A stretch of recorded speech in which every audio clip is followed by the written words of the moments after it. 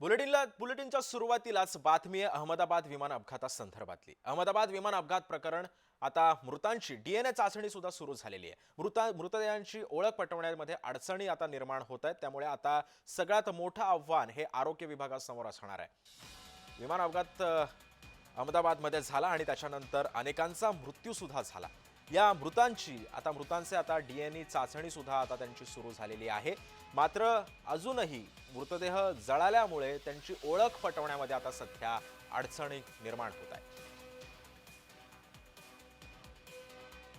अहमदाबादमध्ये एअर इंडियाचं विमान कोसळलं, त्याच्यामध्ये अनेकांचा मृत्यू झाला। या अपघातानंतर या जे प्रवासी होते त्यांचे मृतदेह जळाले आणि हे मृतदेह जळाल्यानंतर त्यांची ओळख पटवणं कठीण गेल्यामुळे आता या जे मृत पावलेले जे प्रवासी आहेत त्यांची आता डीएनए चाचणी आता सुरू झालेली आहे। डीएनए चाचणीनंतर या मृतदेहांची ओळख पटवणं आपसुकच आता ते शक्य होणार आहे।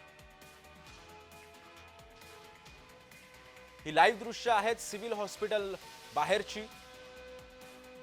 ज्या परिवाराचे नातेवाईक दगावलेले आहेत या अपघातामध्ये, आता हे नातेवाईक जे आहेत ते सुद्धा आता या हॉस्पिटलमध्ये दाखल झालेले आहेत। आता या मृतदेहांची डीएनए चाचणी सध्या सुरू झालेली आहे।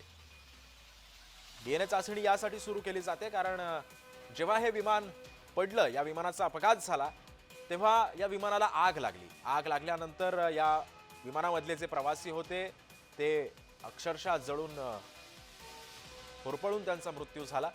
मात्र त्याच्यानंतर या मृतदेहांची ओळख पटवणं आता आरोग्य विभागाला कठीण जातंय, त्याच्यामुळे आता ही डीएनए चाचणी ही आता सुरू केलेली आहे।